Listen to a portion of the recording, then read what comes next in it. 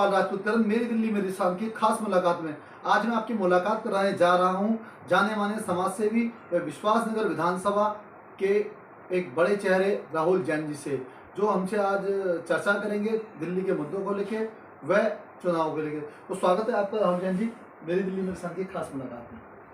नमस्कार साथियों। सर, जैसा कि आप जानते हैं कि निगम में जो चुनाव की तैयारी हो रही थी कुछ दिन के लिए टल गई है।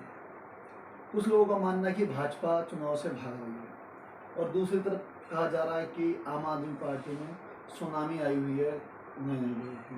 और कुछ लोगों से इस प्रकार भी देखते हैं जब राहुल जैन जी जैसे बड़े चेहरे जो होते हैं एक एक विधानसभा के, जिनका पूरे चारों वार्ड पे कमांड होती है, ऐसे लोग जब आम आदमी पार्टी में आते हैं तो उसका एक अलग ही प्रभाव पड़ता है। तो शुरुआत करते हैं सर आपसे कि आप जो आम आदमी पार्टी में अभी हाल ही में अपने जुड़ने की किन किन चीज़ों को लेकर। देखिए, आम आदमी पार्टी के अंदर जो मैंने अभी पिछले महीने ज्वाइन करा, उसका सबसे बड़ा कारण जो रहा कि दिल्ली के अंदर जिस तरह अरविंद केजरीवाल विकास का कार्य कर रहे हैं उससे प्रभावित होकर मैंने डिसीजन लिया। विशेषकर दिल्ली में स्वास्थ्य के क्षेत्र में, शिक्षा के क्षेत्र में जो अभूतपूर्व विकास हुआ है वो जग जाहिर है। इसके अंदर कोई आदमी उसको झुठला नहीं सकता कि वो जिस तरीके से पॉलिसी बना के प्रॉपर दिल्ली के स्कूलों के अंदर डेवलपमेंट हो रहा है, दिल्ली के हॉस्पिटल्स के अंदर उसका अपग्रेड किया गया है, मोहल्ला क्लिनिक के रूप में जो जगह जगह हर वार्ड के अंदर सुविधा दी जा रही है, उसका फ़ायदा दिल्ली की जनता को मिलता है। और बेसिकली मेरा अपना मानना है, मेरा अपना निजी मत ये है कि हम लोग राजनीतिक व्यक्ति होने से पहले सबसे पहले सामाजिक होते हैं।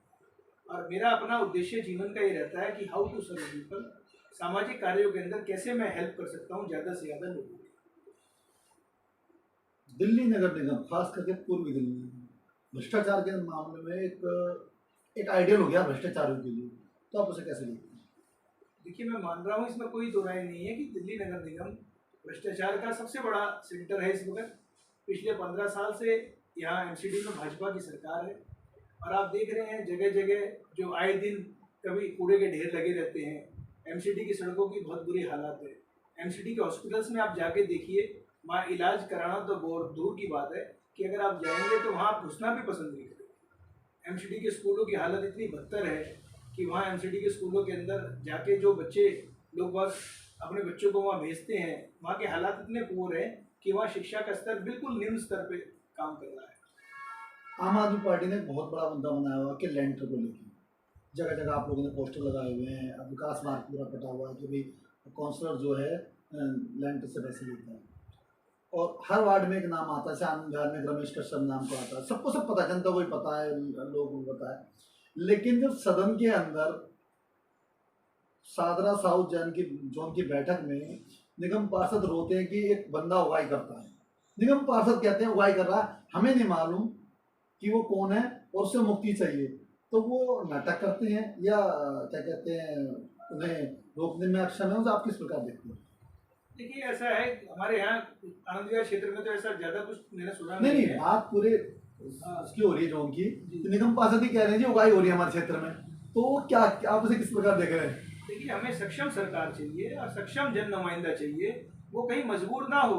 अगर कोई लगता है उसको कि कहीं कोई कार्य गलत हो रहा है तो वो इतना सक्षम नेता होना चाहिए कि वो अपनी आवाज़ को निगम में उठाने के, सदन के अंदर उठाने की बजाय उसको जनता के बीच में उसका पुरजोर तरीके से वहीं समाधान कर सके। आज हमें ऐसा नेता नहीं चाहिए कि जो कहे कि मैं सक्षम नहीं हूँ।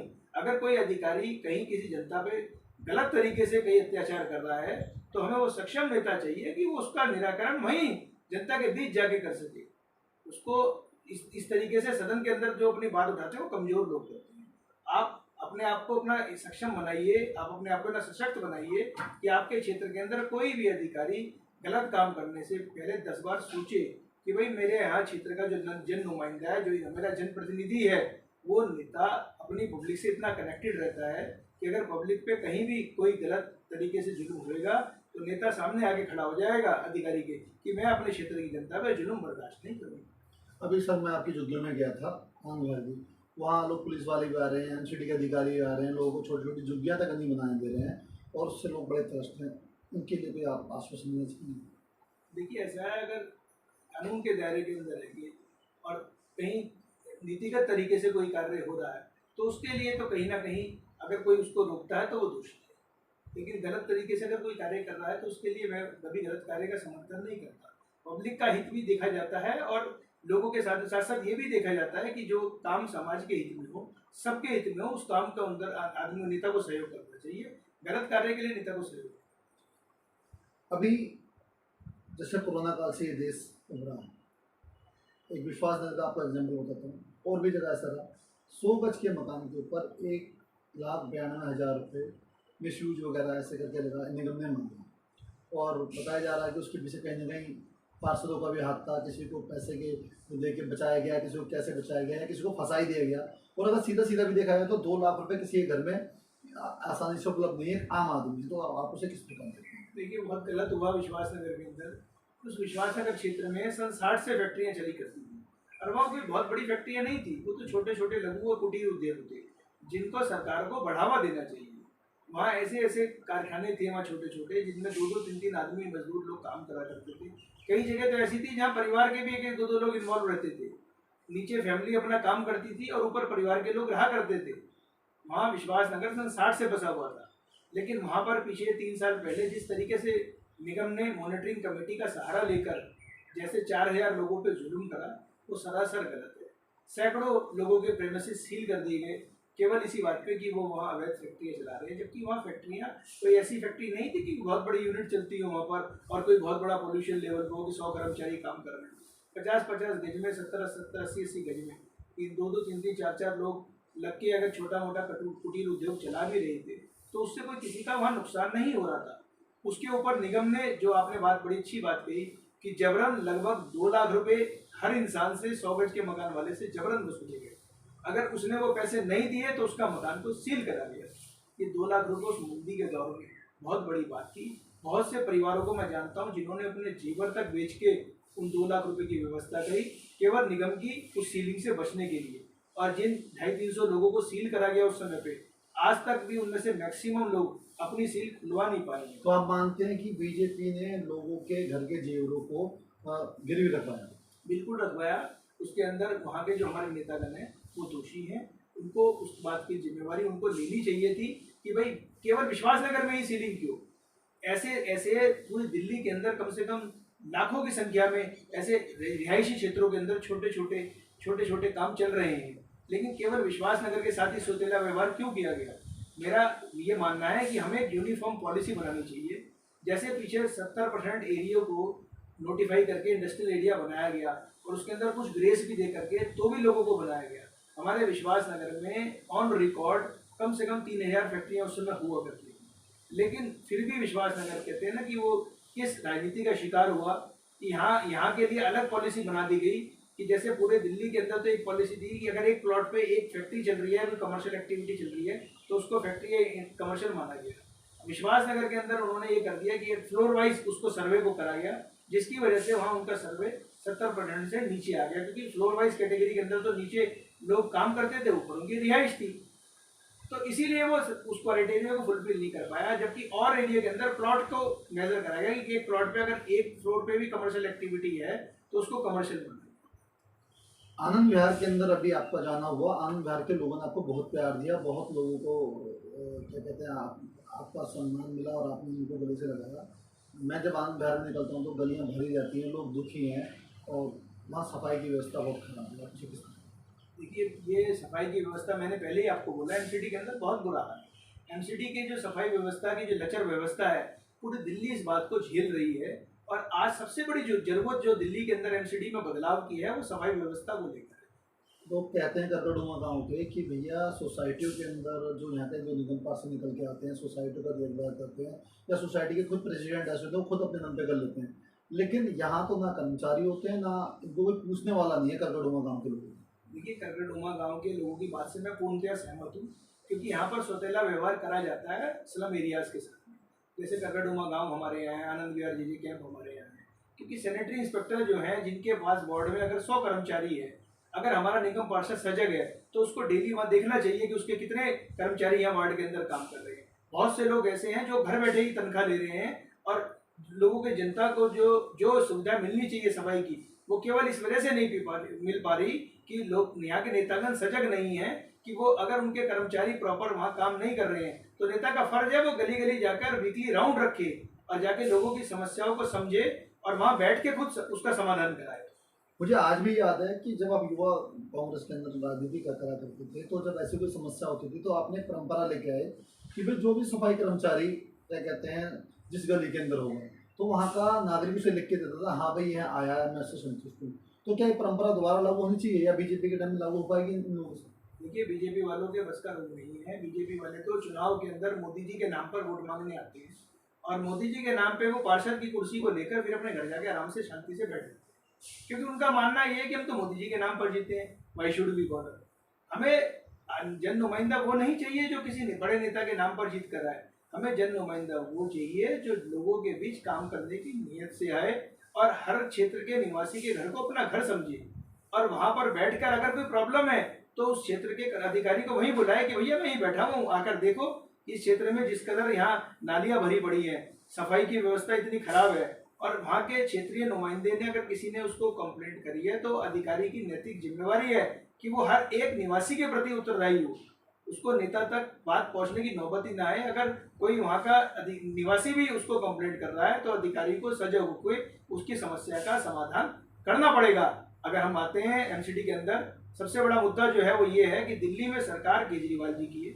अगर एमसीडी भी उनके लोगों की आम आदमी पार्टी की सरकार आती है तो एक अच्छे तालमेल से दिल्ली की जनता को एक बहुत अच्छी सरकार मिलेगी कि जो दिल्ली में जो समस्याएं ये आ रही हैं आए दिन जो प्रॉब्लम लोगों को फेस करनी पड़ रही है उसको उनको फेस नहीं करना पड़ेगा। लोकल बॉडी दोनों सेम हो जाएंगी तो डबल इंजन की दिल्ली की जो निगम की और विधानसभा की जो सरकार रहेगी वो मिलकर लोगों को फायदा पहुंचाएगी और दिल्ली की जनता को सुशासन की सरकार।